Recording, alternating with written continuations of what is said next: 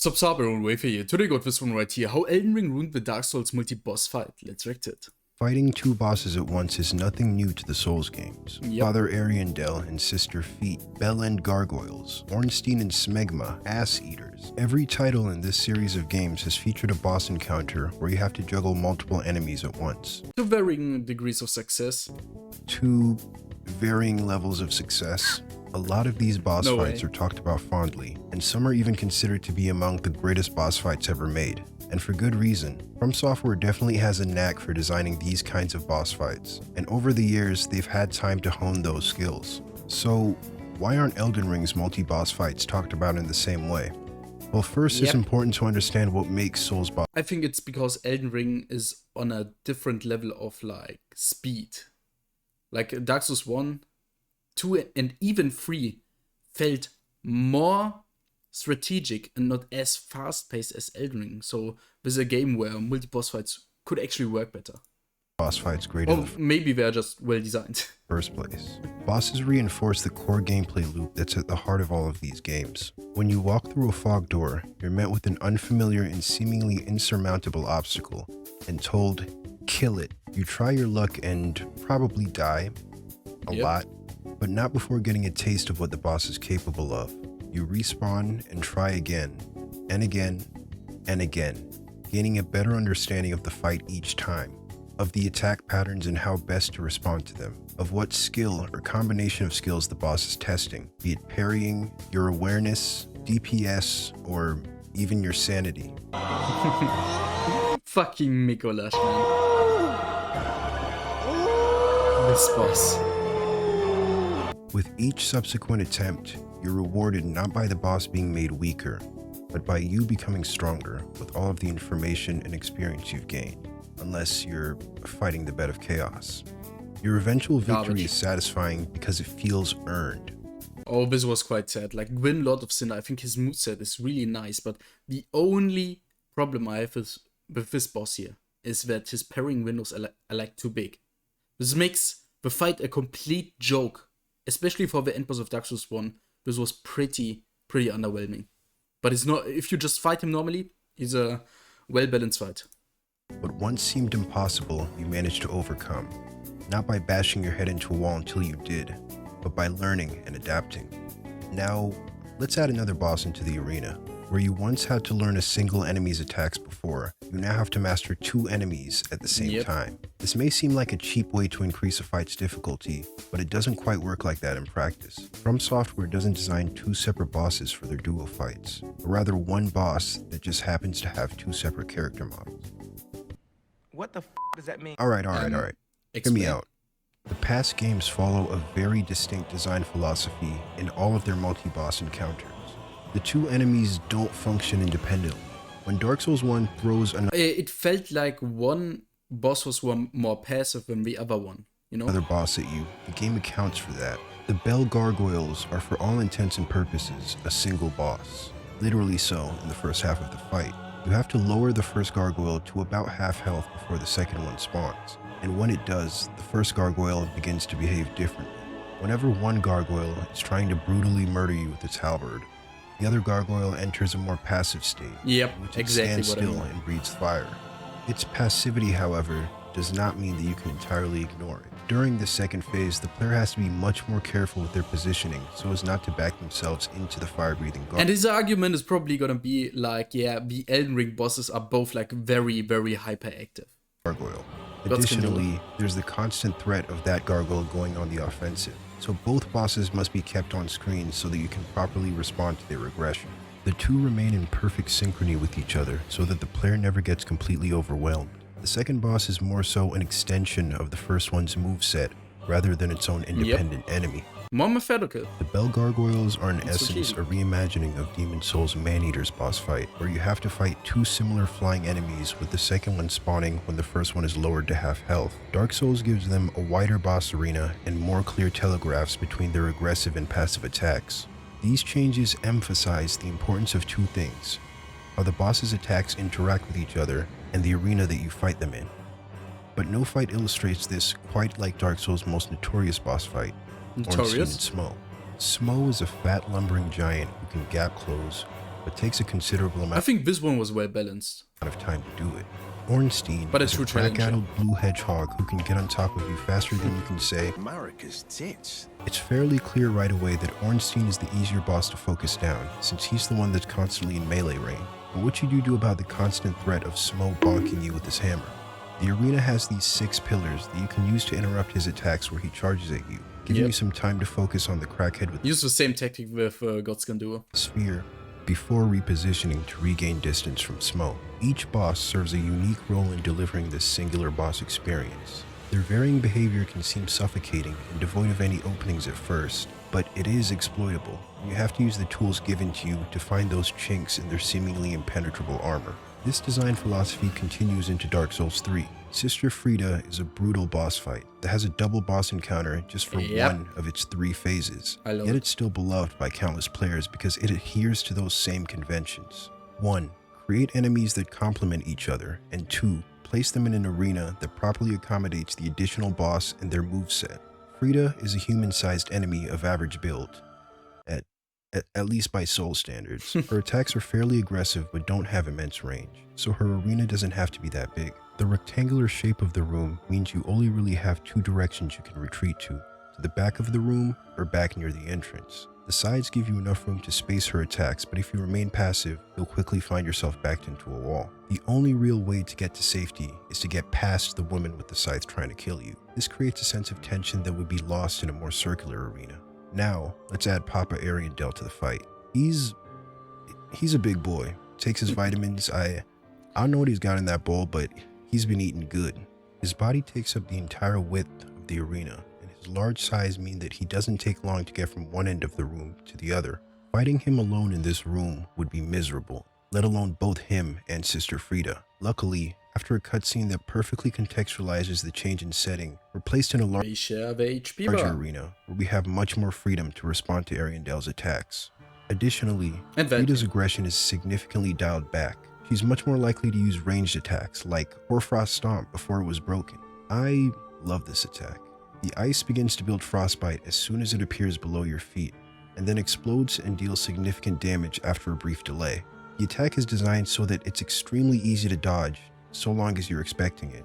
But if you ignore Frida and commit to just one too many hits on Ariandel, by the time you see the ice at your feet, you're locked into that animation and don't have enough time to dodge away. It adds Look at your stamina, man. complexity to the fight while still being incredibly fair and forgiving. Although the two have a shared health bar, meaning you can kill them by exclusively going for the bigger target, Frida can heal both of them, so she should always be kept close enough to where you can interrupt her heal, adding yet another layer of complexity that's deeper than just another enemy trying to kill you. Each one of them contributes something unique to the fight, even in fights with 2 of the same enemy. The second one is always doing something different. Their complementary moves perform a delicate balancing act to create an experience that simply cannot be achieved with a single boss. So, how will does Elden Ring recreate this magic? Not at all. It doesn't. Mom, I want Ornstein and Smo. No, honey, we have Ornstein and Smo at home. Oh, fucking hell.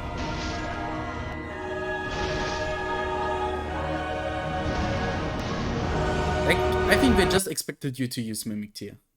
Never use it though. Only one time. But that was in New Game Plus. Where before we had slow boss and fast boss, we now have fast as fuck, boy. And still fast as fuck, boy. Yep, this doesn't just make to any add sense. insult to injury, it's the fat one that's actually faster. Let's start by looking at that first rule. While it's clear that there's been some consideration in how the boss AI behaves in multi-boss fights, some design choices are directly in opposition to this rule. In the Foreskin Duo boss fight, both enemies blatantly read your inputs to throw a fireball the moment you use an item. This fireball is their only ranged attack, so the more passive boss doesn't have many options besides constantly approaching you to get in on some of the action. I say passive with air quotes because there really is no such thing in Elden Ring. This problem is magnified greatly if you ever get both of them to half health. See, while they do share a health bar, they also have their own smaller health pools that determine when they phase. Additionally, if you kill one of them, instead of being rewarded with a now one-on-one fight, they just infinitely resummon each other until the main health bar is fully depleted. In both of their second phases, the aggression is taken up to 11, and they gain new attacks that vastly increase their range. namely the Fat One's rolling attack. This attack can be iframed with proper timing, but you'll have to do this multiple times per cast, and while this is happening, the Skinny One isn't just sitting in the corner playing with himself. He's on that ass. Your second option for responding to this attack is to hide behind these pillars, like the ONS fight, but that's not entirely reliable, as sometimes the boss will just Yeah, we glitch through it. We don't care. over or around the pillar anyways. Which brings us to the arena. The room is essentially Sometimes he just goes through it.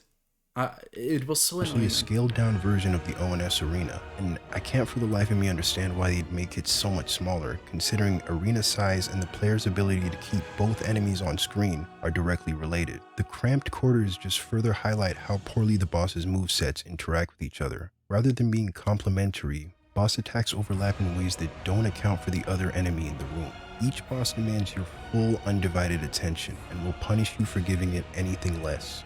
Sure, this fight can be trivialized with items that inflict sleep, but Yeah, but that's fucking boring. We're just abusing things. You wanna beat the bosses fairly, you know? an option that almost entirely circumvents the fighting part of the fight doesn't excuse poor balancing. To continue the tradition of reimagining DS1's fights for the worse, we have Bell Gargoyles at home. Once again, it starts as a one-on-one fight until you lower the first gargoyle to half health, then a second one spawns in, and shit falls apart. The two gargoyles alternate between one being passive and the other one being aggressive, right? No. Right? Well, No. like I said, the game's definition of passive is vastly different from the previous ones. The boss that takes the back seat is usually given a ranged attack with a clear telegraph so as not to overwhelm the player. Ranged? Check. Telegraphed? No. Fuck no. In Dark Souls What 3's is this? Demon Prince fight, the more passive demon has a ranged poison attack that creates a trail of mist But that you can then see that shit. explodes, dealing damage and creating poison buildup after a short delay. The move is very reminiscent of Frida's ice attack, which also gives a visual warning well before dealing damage. The Valiant Gargoyles also have a poison breath attack. It covers a massive portion of the ground, including behind them, and in addition to poison buildup, it deals damage on contact. By the time you see the mist near your character, you're already taking damage, meaning the only way to respond to the poison is to see the gargoyle winding up the attack, which isn't reasonable for how much these two jump around. The green colored poison is also incredibly difficult to see against the blues and greens of the environment within the arena. It's unclear exactly where the damage zone starts and stops, so even if you see the poison coming, your only response is to just run as far away as possible from that particular gargoyle. Both gargoyles seem to have access to this attack, regardless of which one is closer to you. It can even come out when you're locked into a repulsed animation, guaranteeing a warm welcome when you regain control of your character. The game simply does not care to accommodate for additional enemies. Even games with a heavy emphasis on flashy, fast-paced combat, like Devil May Cry, have a feature where mobs that are off-screen enter a lethargic state where they're much less likely to attack. The arena for this fight doesn't fare much better. The larger a boss, the greater the precedent for a perfectly leveled arena. Fights against massive enemies do not function on uneven ground. As an enemy's size increases, the zone from which you can execute a critical attack also seems to increase, but this area does not extend vertically. So if you break a gargoyle's stance on uneven ground, tough shit. For the most part, the arena is leveled, aside from a few problem areas. Now you can choose to wait until the boss you're targeting is in a more favorable position, but this isn't really practical for the first phase, where you're trying to get as much damage on the first gargoyle before the second one enters the fight. It's also impossible to dictate exactly where I you just fight. tanked the first gargoyle's damage, like when he was like half HP, and tried to kill him as fast as possible before the second one could even attempt to catch me. Either of them, with the existence of the poison mist attack. It was Since just the tanking attack damage. covers so much real estate, the gargoyles can force you into a corner because you have no option but to respect that one attack. The fight is an absolute mess, but it wasn't at the start. Everything changed when the second gargoyle attacked. I mean, during the first phase of the fight, I was gaming with a fat smile on my face and a wet spot in my trousers. The same goes for the singular version of either of the godskins, the Crucible Knights, or even the Crystallians. These enemies... One problem as well is that those bosses are... It's just Elden Ring bosses in general. They do too much damage. I don't want to say that this is unfair or something, but it would be much more fun if they would do less damage but have much more HP. So you need to be more careful over a longer time. an insane amount of time. Like, especially if something like Malekith, like this dude, I love his second phase, but he dies too fast and he does too much damage. That's the thing. It's something you can't really completely enjoy. It's something that should take longer. That's Work what I in want to say. isolation, because that's what they were designed to do. And that's exactly the crux of the problem. Multi-boss fights are something that have to be built from the ground up. From the very conception of Sister Frida, Father Ariandel was a factor being considered in the design of her fight. Outside of the Demon Prince boss encounter, we never see the two demons as individual fights. Imagine defeating Ornstein and Smo in Anne Orlando, entering the Painted World, and then fighting Pornstein and Bro as separate, unique bosses. These enemies don't exist outside of their boss room because they were made for that one express purpose. They Elden were Ring unique. doesn't have that. There isn't a single multi-boss fight that does not consist of enemies that you fight individually somewhere else. Each and every one of them is existing content that has been repurposed and placed in a room with another piece of repurposed content with some minor tweaks added. The Crucible Knight's moveset wasn't designed around having a misbegotten in the same room. And look, I have no issues with being resourceful, and with the immense I scale think of the Elden Crucible Knight is one of the hardest enemies in the game himself. It's insane. Ring, it's absolutely necessary. But when it comes to something that From Software once created with such diligence and foresight, it seems obvious that this kind of approach just wouldn't work. My one major gripe with this game is that it's overly ambitious, and the boss quality is something that suffers greatly from this. Although I've thoroughly enjoyed the countless hours I've poured into this game, it's no masterpiece. I'm extremely happy for the boys at From for the commercial and critical success the game has seen. I only hope that they continue to learn from each release and don't see the acclaim as an invitation to stagnate. Elden Ring introduced many worthwhile additions to the Souls formula. Unfortunately, not every change was for the better, but that goes beyond the scope of this video. I'm just here to hate on duo bosses. Let me know if you'd like to see a more thorough, full-on critique of the entire game. I've played This it was pretty good. Like, I would really, I think we're gonna watch more of this stuff. Like, this is something that this is a problem I really noticed, but no one talked about it. Go spot him. He has 100k and well deserved. And I guess that's it. I would really appreciate a like and sub, and even a comment. And you could tell me what I could react to next or what I could play. I don't know, man. I'm open to some suggestions, and that's actually it. I guess see you next time. I guess that's it. Wafer.